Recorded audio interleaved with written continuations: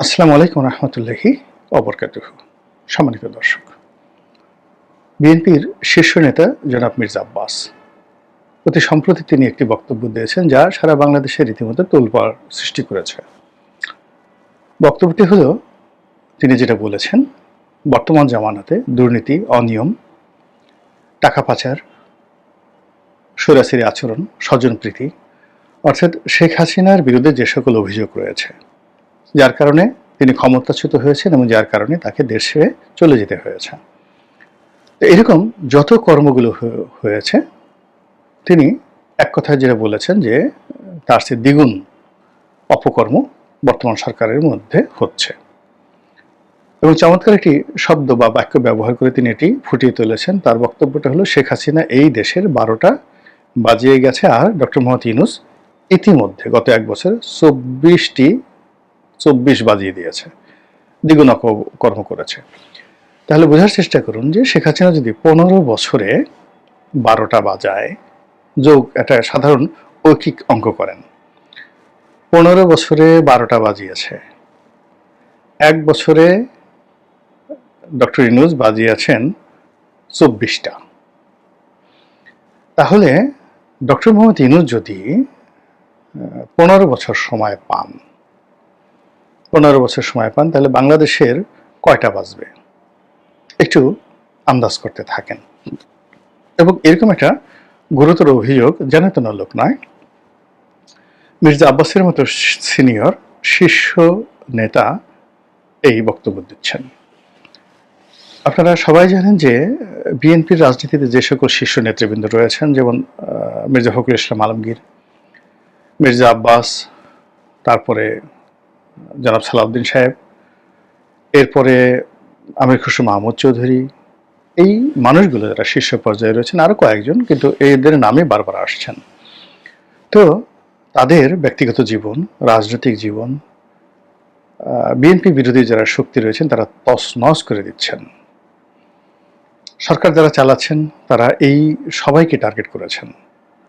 আবার সরকারের সঙ্গে আছেন যারা সাহায্যকারী, সরকারের তাবেদারও বলতে পারেন, অথবা তাদেরকে ডিফ্যাক্টো সরকার বলতে পারেন, বিএনপি বিরোধী বলতে পারেন। এইরকম পক্ষগুলো যারা সরকারের সঙ্গে সম্পৃক্ত, সেখানে এনসিপি বলেন, জামাত বলেন, অন্যান্য ছোট ছোট যে সকল দল রয়েছেন যারা তলে তলে সরকারের সঙ্গে আছেন, তারা চান যে ডক্টর মোহাম্মদ ইউনূস ১০০০ বছর বাংলাদেশে থাকুন, তিনি প্রতি বছর বাংলাদেশে একটা করে নোবেল পুরস্কার নিয়ে আসুন।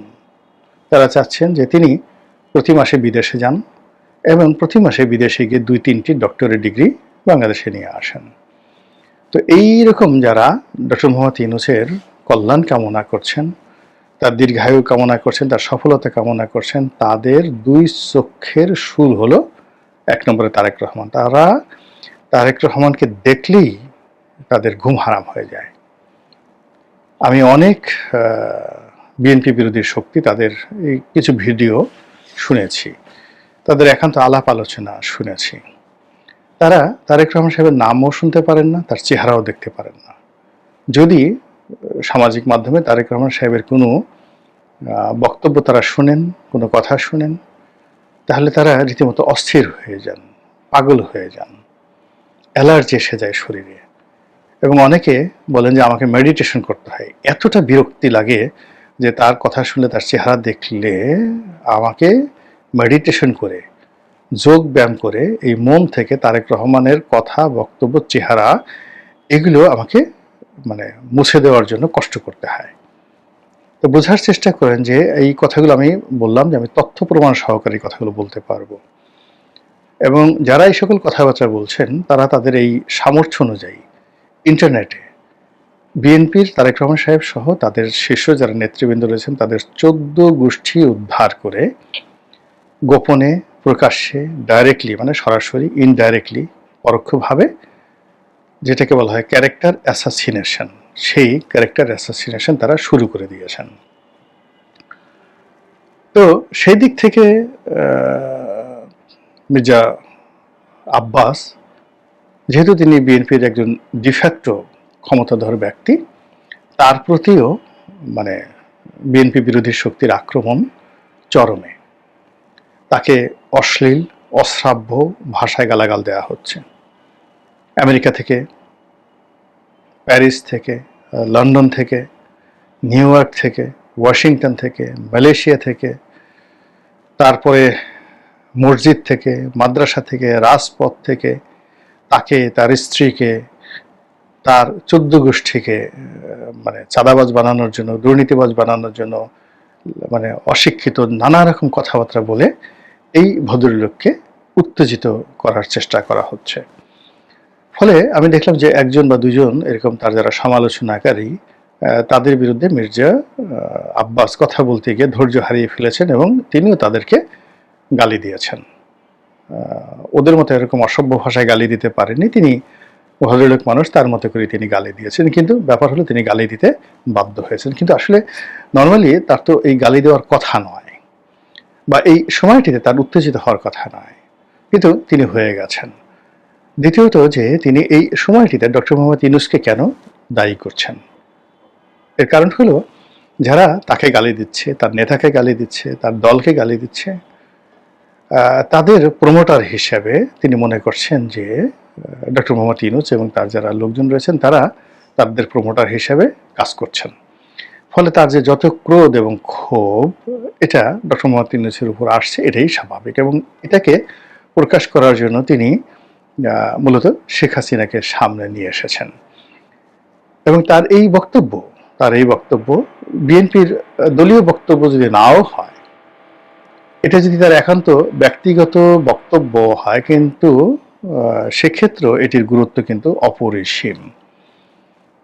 মির্জা আব্বাস ঢাকার মেয়র ছিলেন, অবিভক্ত ঢাকার মেয়র ছিলেন, গৃহায়ন এবং গণপূর্ত মন্ত্রী ছিলেন এবং একেবারে তৃণমূল থেকে রাজনীতিতে এসেছেন। এবং এখন ঢাকার রাজনীতিতে যদি সত্যিকার পাওয়ার ফ্যাক্টর বলা হয়, একটা সময় মোস্তফা মহসিন মন্টু ছিলেন এই ঢাকাতে আন্ডারওয়ার্ল্ডের ডন, একটা সময় হেমায়েতুল্লাহ আরঙ্গ ছিলেন, বিএনপির জামানাতে একটা অংশে মির্জা আব্বাস সাহেব নেতৃত্ব দিতেন, অপর অংশে সাদেক হোসেন খোকা সাহেব দিতেন।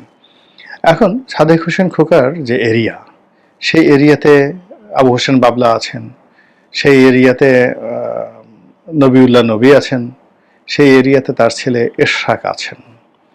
কিন্তু অন্যদিকে মির্জা আব্বাসের যে এলাকা, সেই এলাকাতে তিনি ডন, তার প্রতিদ্বন্দ্বী নেই, তাকে চ্যালেঞ্জ জানানোর মতো কোনো নেতা এখানে নেই। ফলে তিনি পুরো একেবারে ঢাকা উত্তর সিটি কর্পোরেশনের একটা বিরাট অংশ, গুলশান, বনানী, বাড্ডা, এই অংশ, আবার এদিকে মতিঝিল, পুরানা পল্টন যেখানে বিএনপির অফিস থেকে শুরু করে মালিবাগ, কাকরাইল, মানে তেজগাঁ, তারপরে শেষে যদি আপনি চিন্তা করেন যে ঢাকা বিশ্ববিদ্যালয় এলাকা, শাহবাগ এবং ধানমন্ডির একটা বিরাট অংশ, এটাও তার প্রত্যক্ষ কর্তৃত্বে রয়েছে। ধানমন্ডির কলাবাগান পার হয়ে সেখানে হয়তো ছোট পাতি নেতারা আছেন, কিন্তু তারা মির্জা আব্বাসের নেতৃত্বকে চ্যালেঞ্জ করেন না। আর ওখানে ওই যে ফুটবলার যে আমিনুল এখন ধরুন সে মিরপুর এলাকাতে, সেখানে সবকিছু আমিনুলের নেতৃত্বে সবকিছু হচ্ছে, কিন্তু আমিনুলের নেতৃত্বে হলেও আমিনুল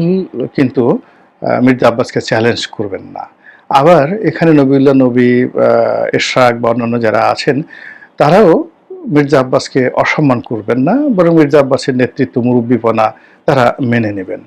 ফলে কি হলো, এখন যদি বিএনপি রাজনীতিতে ঢাকা শহরের যাকে বলা হয় গডফাদার যদি ধরা হয়, তিনি মির্জা আব্বাস। তো সেই মির্জা আব্বাস যখন একটি কথা বলেন ডক্টর মোহাম্মদ ইউনূস সম্পর্কে, তার সরকার সম্পর্কে, এটার অনেক অনেক তাৎপর্য আছে। কিন্তু আমি সেই তাৎপর্য নিয়ে কথা বলবো না। আমি যেটা বলার চেষ্টা করব সেটা হলো, তিনি ডক্টর মোহাম্মদ ইউনূস এবং তার যারা লোকজন রয়েছে তাদেরকে উত্তেজিত করার জন্য শেখ হাসিনার নামটি উচ্চারণ করেছেন। এটি খুবই গুরুত্বপূর্ণ। শেখ হাসিনাকে 12 বলেছেন, তাকে 24 বলেছেন। 2 নম্বর হলো যে তার মুখ দিয়ে যে কোনো আকারে, যে কোনোভাবে শেখ হাসিনার নামটা আসা মানেই আওয়ামী লীগ এবং শেখ হাসিনাকে ব্র্যান্ডিং করা।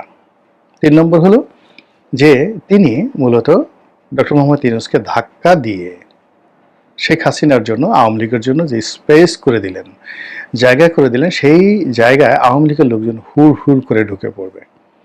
এবং আওয়ামী লীগের লোকজন যখন হুড় হুড় করে ঢুকে পড়বে, তারা কিন্তু মির্জা আব্বাস বা বিএনপির জন্য এই মুহূর্তে Awami League is not enemy.